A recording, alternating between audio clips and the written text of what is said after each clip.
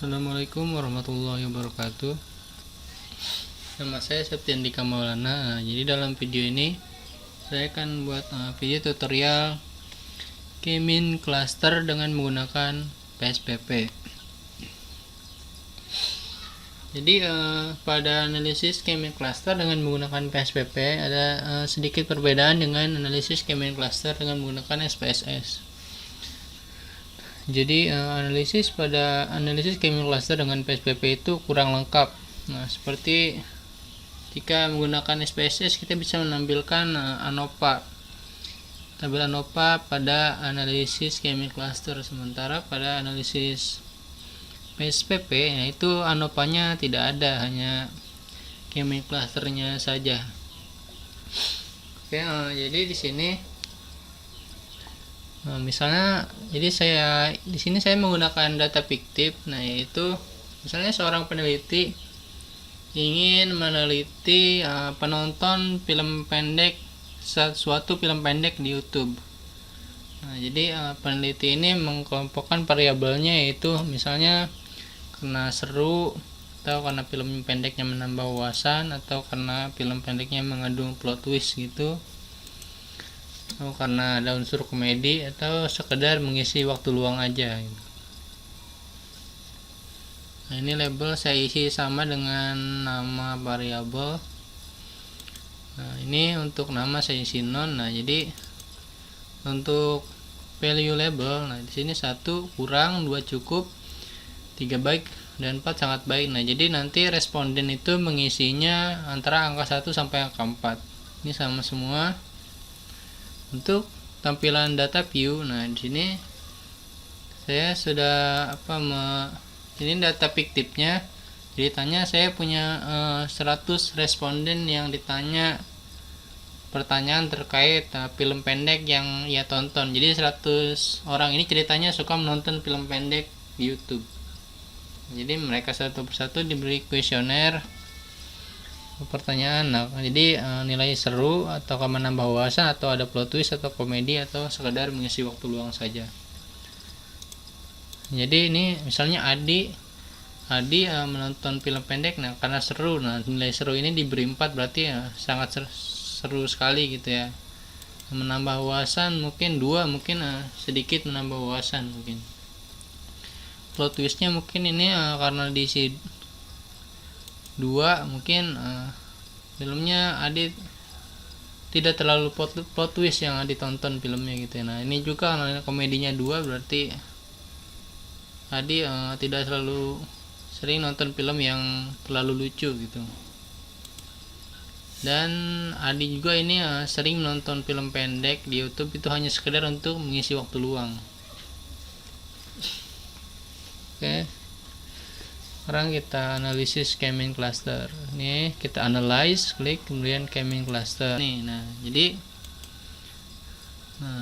ini kita masukkan ke dalam sini, kecuali nama. Nah, jika kita menganalisis K-mean cluster dengan SPSS, nah di sini maka akan ada menu tambahan seperti shape dan lain sebagainya. Jadi kita pada SPSS kita bisa menampilkan ANOVA. Sementara di PSPP kita tidak bisa ANOVA, hanya klasternya saja nanti yang keluar. Misalnya nomor klaster ini kita bisa isi 2, 3, atau 4, atau 5. Cuma bagusnya menurut saya itu nomor klaster itu tidak terlalu banyak. Nah, saya ada 100 responden, mungkin saya akan pakai 3 klaster. Oke, nah jadi inputnya muncul. Nah, jadi seru. Jadi responden yang menonton film pendek di YouTube yang menurut mencari film pendek yang seru, maka mereka masuk kepada klaster 3. Dan untuk film pendek yang menambah wawasan, nah itu masuk ke klaster 1, soalnya angkanya paling besar di sini, di klaster 1. Kemudian film pendek yang mengandung ini plot twist, atau ya alurnya di ini enggak terkira gitu ya, enggak terduga, nah itu ada di klaster 2. Ini komedi mungkin tidak bisa ditentukan karena ada dua yang sama. In 1 dan 3 ini menyukai klaster komedi, tapi tidak bisa ditentukan karena ada klaster 1 dan klaster 3 sama. Kemudian ini untuk mengisi waktu luang di klaster 3. Jadi klaster 3 ini untuk mengisi waktu luang. Jadi klaster 1 itu ada menambah wawasan, klaster 2 ada plot twist, dan klaster 3 itu mengisi waktu luang. Jadi yang sama-sama ini tidak termasuk ya. Jadi yang tidak termasuk itu yang komedi. Nah, ini komedi tidak termasuk karena ada 2 angka 3. Kemudian ini number of keys in each cluster. Jadi cluster 1 ada 35 responden, cluster 2 41 responden, cluster 3 24 responden. Jadi jumlahnya ada 100. Nah, jadi jika kita menganalisis chemical cluster dengan SPSS, jadi di sini mungkin ada tambahan tampilan yaitu ANOVA. Ada ANOVA di sini, mungkin kalian bisa melihat tutorial dengan SPSS di channel YouTube yang lain. Nah, jadi di sini tuh ada ANOVA-nya. Jadi di sini tuh bisa membantu untuk menganalisis ini. Nah, jadi karena di sini tidak ada ANOVA, maka kesimpulannya bisa diambil seperti tadi. Saya kira cukup.